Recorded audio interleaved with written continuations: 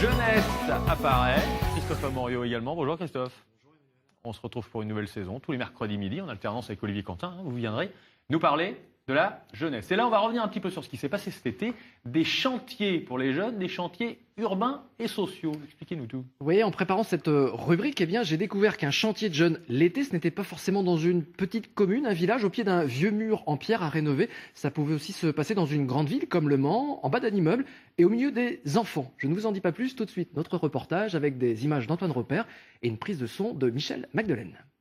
Et pour sortir, pour commencer, il faut avoir un 5. Un 5 ou un 6? Chez nous, c'est un 6. Chez nous, c'est un 5. Vous, qu'est-ce que vous voulez, un 5 ou un 6? Même pour un simple lancer de dés, on peut se retrouver avec des règles différentes selon son pays d'origine. Ici, pendant 3 semaines, des jeunes bénévoles de Corée, d'Espagne ou encore de Turquie ont proposé des jeux aux enfants de ce quartier populaire. Ils sont venus avec leurs envies de partager et de s'enrichir. Enrichissement réciproque, comme pour Flavie et Mariama, qui ont pu parler différentes langues. Anglais, l'espagnol, le japonais, et c'est tout.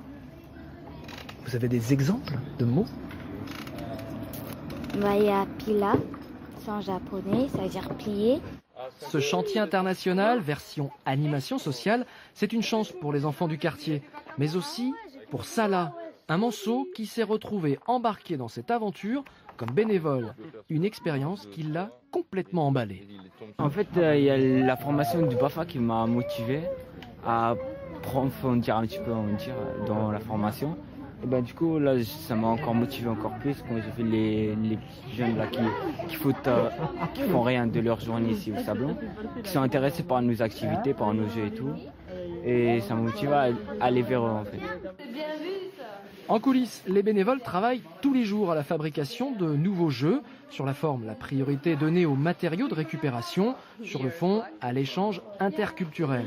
Et même pendant les moments de détente, la découverte de la culture des autres est toujours au menu. Ce jour-là, Elif et Sinem de Turquie sont de service dans la cuisine commune. Ambiance. Je danse quand je cuisine quelque chose, c'est ma nature.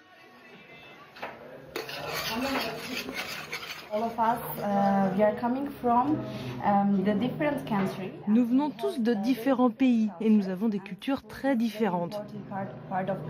Et la nourriture est une part très importante de la culture. Je n'avais jamais mangé de nourriture russe ou japonaise avant.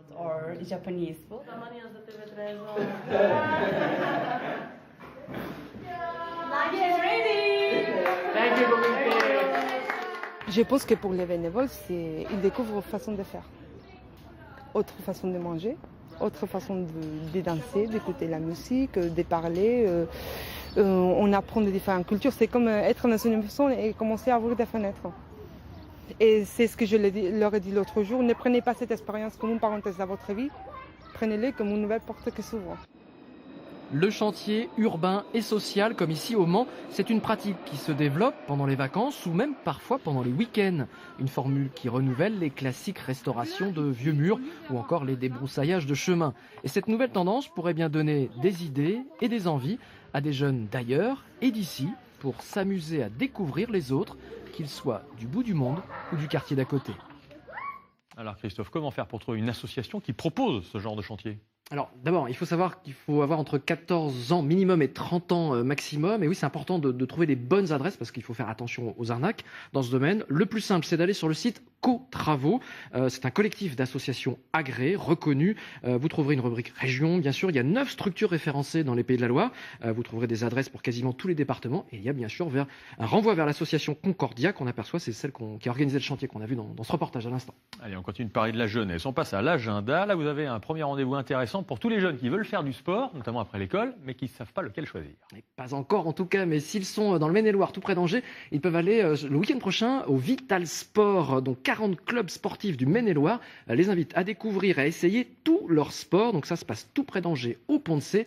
Donc ce week-end, 7 et 8 septembre.